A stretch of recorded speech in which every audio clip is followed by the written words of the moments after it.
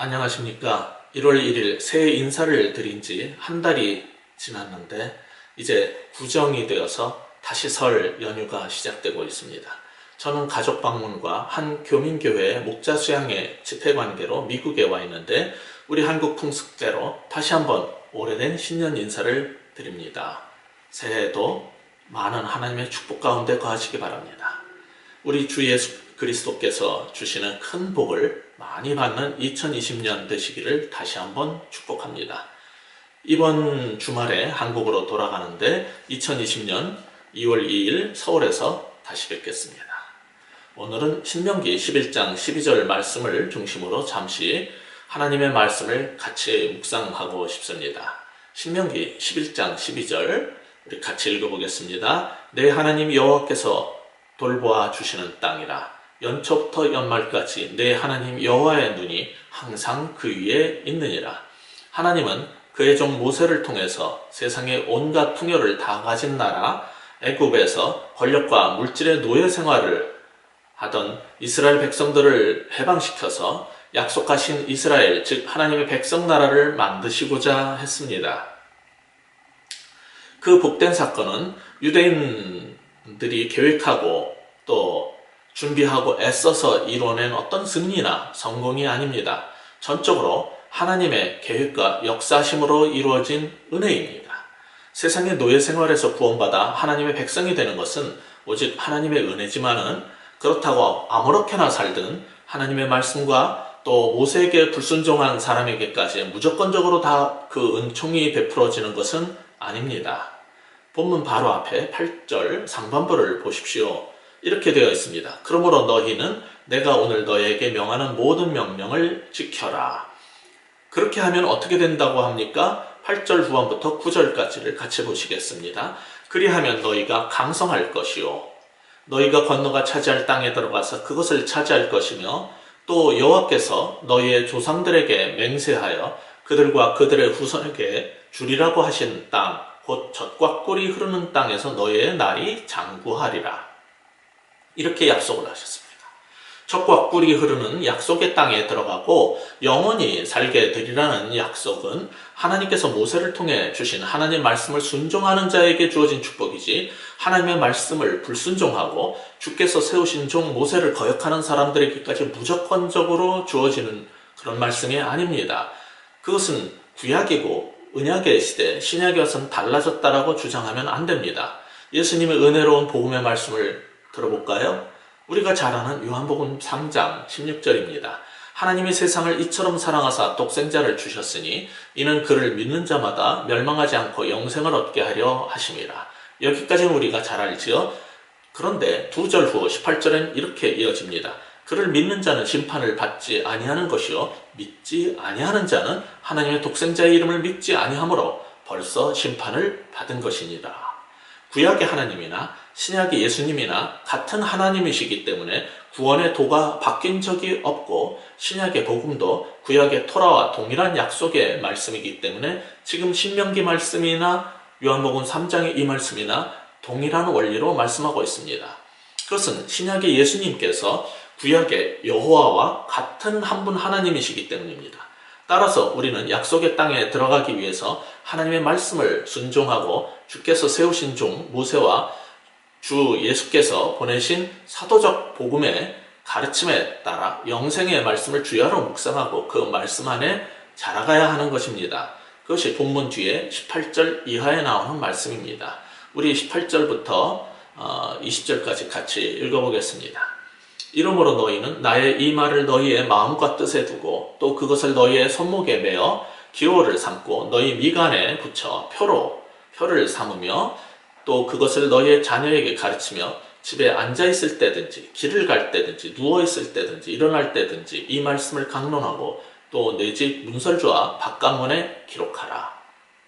이렇게 말씀을 중심으로 해서 말씀에 순종하면서 살게 되면 어떤 축복을 주신다고 하나님께서 약속하셨습니까? 그 이후에 21절부터 24절도 같이 읽어보겠습니다. 그리하면 여호와께서 너희 조상들에게 주리라고 맹세하신 땅에서 너희의 날과 너희의 자녀의 날이 많아서 하늘이 땅을 덮는 날과 같으리라. 너희가 만일 내가 너에게 명하는 이 모든 명령을 잘 지켜 행하여 너희의 하나님 여호와를 사랑하고 그의 모든 도를 행하여 그에게 의지하면 여호와께서 그 모든 나라 백성을 너희 앞에서 다 쫓아내실 것이라. 너희가 너희보다 강대한 나라들을 차지할 것인즉 너희의 발바닥으로 밟는 곳은 다 너희의 소유가 되리니 너희의 경계는 곧 광야에서부터 레바논까지와 유브라데의 강에서부터 서해까지니라. 2020년 새해에는 이런 축복이 임하기를 하나님께서 주신 주의 종의 권세로 하나님 백성 모두에게 축복합니다. 이런 축복과 하나님께서 주신 약속의 땅에서 살려면 알아야 할 것이 있습니다. 이것은 새로운 땅, 즉 새로운 공동체 생활을 위해서 우리가 반드시 알아야 할 부분입니다. 오늘 우리의 본문인 신명기 11장 12절 바로 앞에 10절부터 11절을 다시 읽어보겠습니다. 내가 들어가 차지하려고 하는 땅은 내가 나온 애굽 땅과 같지 아니하니 거기에서는 너희가 파종한 후에 발로 물대기를 채소밭에 댐과 같이 하였거니와. 오늘 본문 11절은 이렇게 이어집니다. 너희가 건너가서 차지할 땅은 산과 골짜기가 있어서 하늘에서 내리는 비를 흡수하는 땅이요. 이 다음에 오늘 본문이 이어진 겁니다. 즉 하나님께서 주시는 땅은 우리가 지금까지 살아왔던 애굽 땅의 삶과 같지 않다고 하십니다. 앞으로 우리가 함께 신앙생활할 새 공동체의 삶은 지금까지 우리가 살던 세상 방식과 다른 삶을 요구한다는 말씀이기도 합니다. 세상 방식을 하나님의 백성된 그런 공동체인 교회에서 그대로 살아내려고 하면 안 됩니다. 옛날에 이스라엘로 이전 교회 다닐 때 하던 종교생활 방식을 새 이스라엘 공동체인 참된 교회에서 그대로 하시면 안 됩니다. 그 차이가 무엇인지 이제 배워야 한다는 겁니다. 세상의 생활 방식, 옛 종교생활의 특징이 무엇입니까? 아까 읽었던 10절 후반에 이렇게 말합니다. 거기에서는 너희가 파종한 후에 발로 물대기를 채소밭에 댐과 같이 하였거니와. 애굽에서 그들의 삶의 특징은 파종을 하고 나서 곡식을 많이 수확하기 위해서는 물을 끌어다가 대는 일에 전력 투구해야 했습니다.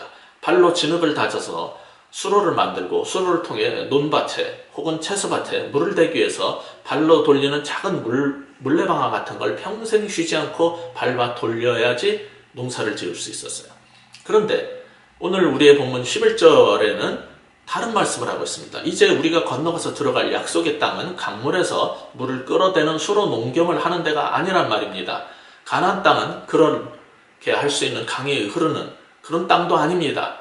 우리가 애쓰고 수고하면 수확하는 것이 아니라는 말입니다. 그러면 어떻게 해야지 우리가 수확을 하고 축복을 누릴 수 있습니까? 11절은 이렇게 말합니다. 하늘에서 내리는 비를 흡수하는 땅이요.